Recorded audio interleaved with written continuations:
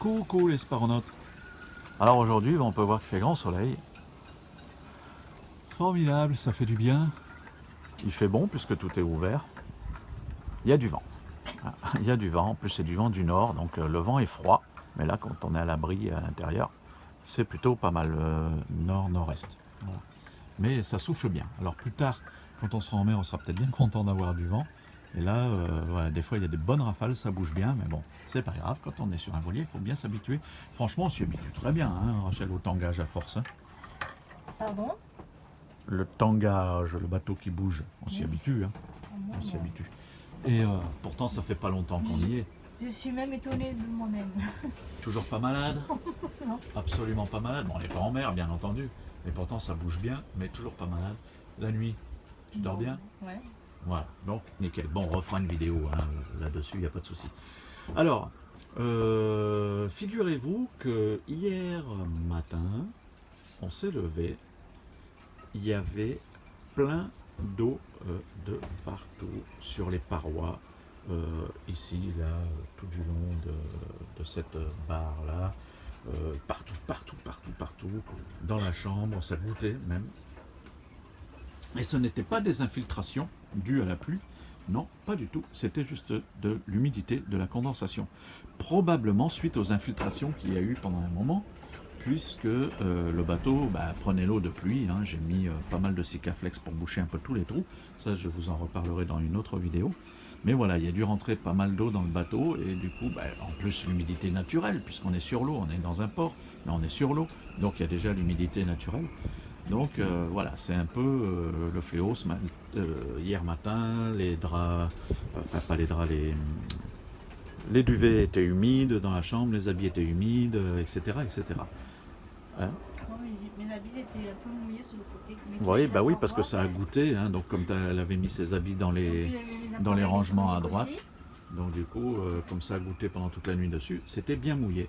Quand je me suis levé le matin, j'ai regardé l'hydromètre que on a ici et il était à plus de 100%, c'est pour dire, il était carrément dans la partie blanche ici, dépassé 100%. Là, on peut voir que c'est à 50% parce que tout est ouvert. Vous voyez, le lanterneau est ouvert. Dans la chambre, le lanterneau est ouvert. Pareil. Dans l'entrée, c'est voilà, le roof est ouvert. Donc, du coup, là, en plus, avec le soleil qui fait, c'est clair qu'on est descendu à moins de 50% d'humidité. Mais voilà, donc il y avait vraiment un gros problème d'humidité. Alors, je me suis dit, il faut absolument trouver un déshumidificateur.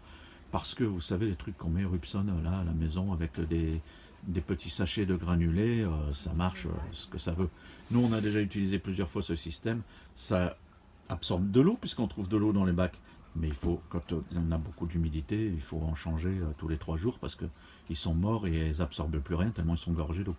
Donc du coup, j'ai dit l'idéal serait de trouver un déshumidificateur électrique. Et bien ce déshumidificateur électrique, je l'ai trouvé à Brico Dépôt. Voilà, on peut voir ici. Donc c'est un déshumidificateur WDH 122E 12 litres par jour à 139 € chez Brico Dépôt. C'est le moins cher que j'ai trouvé. Et on est donc allé le chercher, ce déshumidificateur, hier, hein, avec Rachel, dans Brico Dépôt. Il y en avait 4 en réserve, c'était marqué sur le site. Et on a trouvé ce déshumidificateur. Alors, comment ça fonctionne? Eh bien, celui-ci, du moins ce modèle-là, est un déshumidificateur à compression. Donc ça fonctionne un peu comme un réfrigérateur. Désolé pour l'hélicoptère qui passe. Donc là, on le voit. Je ne sais pas si on a le temps de le voir. Et il y a un moteur de réfrigérateur dedans qui à compression qui tourne et ça fait un serpentin qui passe derrière une hélice parce qu'ici ça aspire l'air. Et par condensation, ça fait l'eau se sépare de l'air, pose sur la tuyauterie qui tombe et dégouline dans un bac de récupération que l'on a ici. Et l'air est recraché à l'arrière, ici, à une trentaine de degrés, donc normalement sec. Il y a un filtre ici qu'on passe sous l'eau pour le nettoyer, donc tout simple. Hop. quand on veut le nettoyer. Et en bas, un bac de récupération d'eau qui est, ma foi, assez grand, au moins une dizaine de litres, je pense. Voilà. Bon, ou au moins 5 litres. 10 litres, c'est peut-être un peu large. Avec un petit flotteur ici qui monte quand il y a de l'eau et qui met l'appareil en sécurité pour ne pas déborder. Ah, non, je l'ai mal mis. Pas cassé déjà, mais avec une main, c'est pas évident. Voilà. Et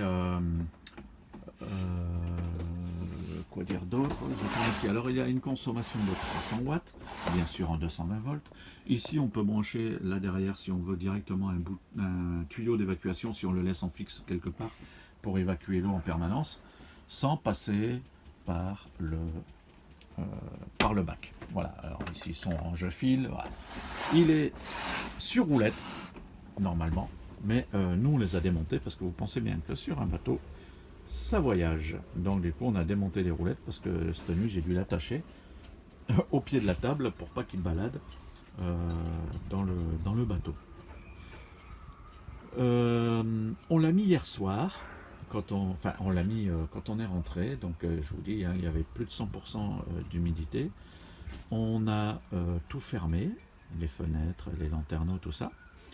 On a mis l'appareil en marche et 1 heure après, on était à 70%. Donc ça fonctionne. J'ai récupéré, enlevé à peu près 1 litre pratiquement d'eau qu'il avait récupéré. Donc c'est vrai, ça fonctionne. Maintenant, dans une maison, ça serait peut-être un peu juste, peut-être pour une pièce, mais dans une grande maison, il en faudrait plusieurs. Alors vous me direz, ça coûte assez cher quand même. 139 €, oh, quand même pas dans chaque pièce de la maison, ça serait plutôt compliqué peut-être. Mais nous, c'était indispensable parce que sinon, vous pensez bien que non seulement les vêtements, tout ça, tout va moisir, le bois va gonfler, le bois va pourrir, et puis le bateau va s'abîmer. Donc c'est complètement obligé d'avoir un déshumidificateur. Alors il y a peut-être d'autres systèmes, je ne sais pas, moi j'en connais pas d'autres, c'est ce système que j'ai choisi. Et je trouve que finalement, ça a plutôt fonctionné pas mal. Dans la journée, on ne le met pas, hein, puisque là c'est à 50%. Donc du coup, on ne le met pas. Alors après, pour vous expliquer son fonctionnement, c'est tout simple. Il y a juste ici un bouton on. Voilà, là il est en marche.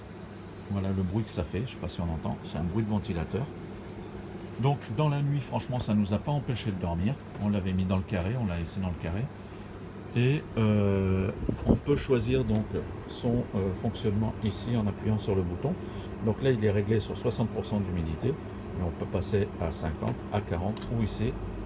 Voilà, on a entendu le moteur du frigo qui s'est mis en marche, à tourner en permanence. Donc si je règle sur 40 ou sur 60 même, eh bien le moteur du frigo s'éteint, il n'y a que le ventilateur qui tourne, ce qui est tout à fait normal puisqu'on est à moins de 50%. Hein. Donc maintenant si je le mets à 40, peut-être qu'il va déclencher.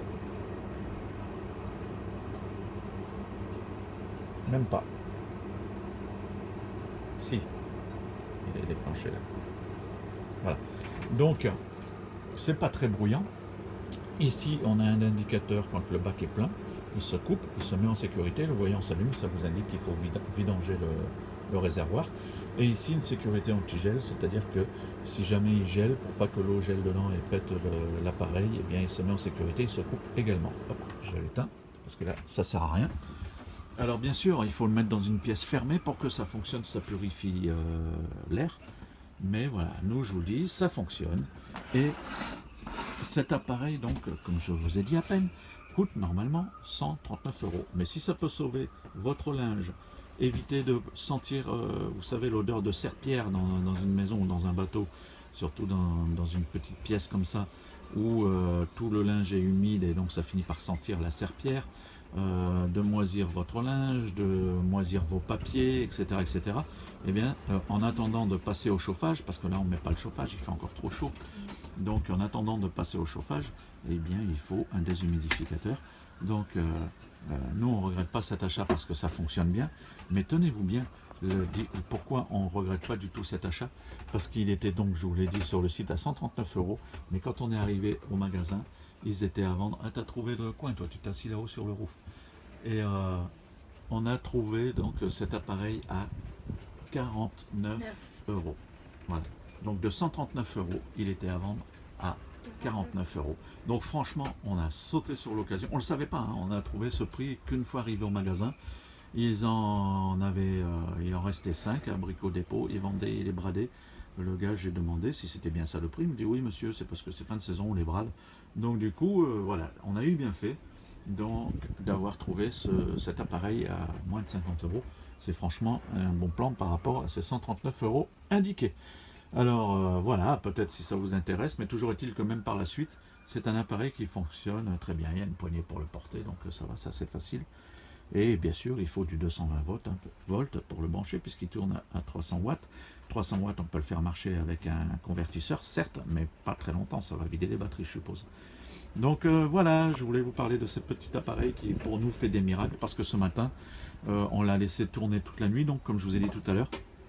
Et ce matin, au lieu de se lever à plus de 100% sur l'aiguille du manomètre, là-bas, de l'hydromètre, on s'est levé et il était à 80%, donc c'est tout à fait raisonnable, parce que bien sûr l'humidité monte plus la nuit, mais franchement on est bien content de cet achat, puis ça va assainir le bateau. La journée on laisse ouvert tant qu'il fait beau, et puis dès qu'on ferme en début de soirée les portes parce que le vent commence à être un peu froid ou qu'il n'y a plus de soleil, et ben on le met en marche, et puis il garde l'humidité dans les, on va dire, entre 70 et 80%, ce qui est très bien. Voilà, c'était pour cette petite vidéo de cet appareil bien utile. On vous dit à une prochaine vidéo. Bye bye.